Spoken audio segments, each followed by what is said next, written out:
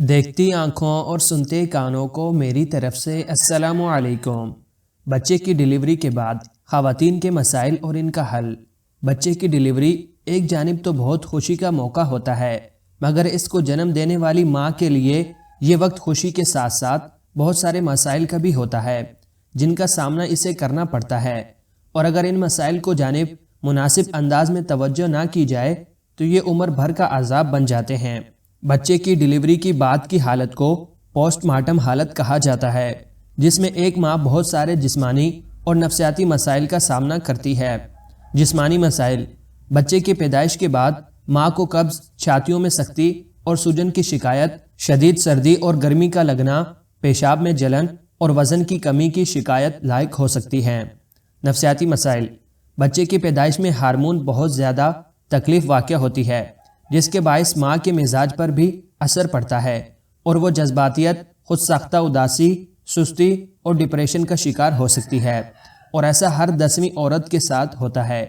یہ عورتوں کی زندگی کا بہت نازک دور ہوتا ہے، اس لیے اس کو سمجھنے اور اس کے ساتھ دینے کی ضرورت ہوتی ہے۔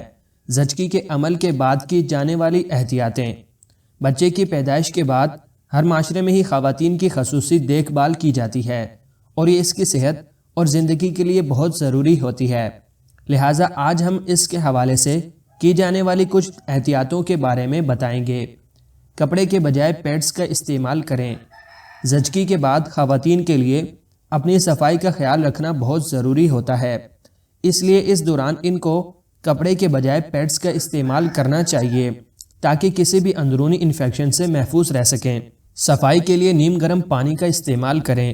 اس حالت میں صفائی کے لیے ٹھنڈے پانی کے بجائے نیم گرم پانی کا استعمال کریں، اس سے آپ کے اندرونی اعضاء کو ٹکور ملتی ہے اور زچگی کے دوران ہونے والے دردوں سے افاقہ ہوتا ہے۔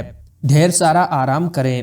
اس حالت میں جبکہ بچے کی ذمہ داریاں بہت زیادہ ہوتی ہیں اور بچے کو ہر 3 گھنٹے کے بعد دودھ پلانا ہوتا ہے، اس کے ساتھ ساتھ اس کی صفائی اور دیگر معاملات کی بھی ذمہ داری بھی ماں پر ہی ہوتی ہے، تو اس کے لیے آرام بہت زیادہ ضروری ہے۔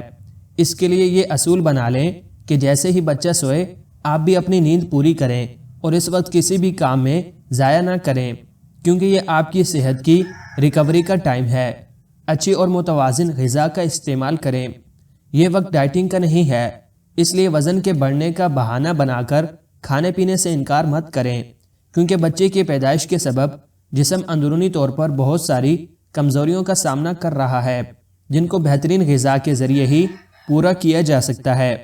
اس کے علاوہ چونکہ بچہ تو دودھ کی صورت میں اپنی ضرورت آپ کے جسم سے پوری کر رہا ہے، اس لیے اس کو صحت مند دودھ دینے کے لیے آپ کو بھی بہترین غذا کی ضرورت ہے، جس میں مناسب مقدار میں پروٹین، فیٹ اور کاربوہائیڈریٹ کی موجودگی لازم ہے۔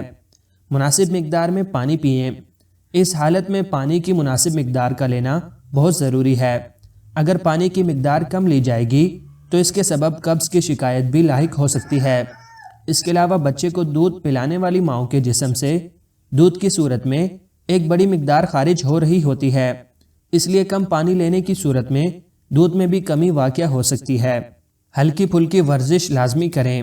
زچگی کی حالت کے بعد جسم کے اعضاء کو دوبارہ سے فعال کرنے کے لیے ہلکی پھلکی ورزش جسمانی اور نفسیاتی دونوں حوالوں سے بہت مفید ثابت ہوتی ہے، اس لیے خواتین کو چاہیے کہ اس حالت میں لازمی طور پر دن کا کچھ حصہ ورزش کے لیے ضرور نکالیں۔ ہسپتال یا ڈاکٹر سے فوری رابطہ کن صورت میں کرنا چاہیے؟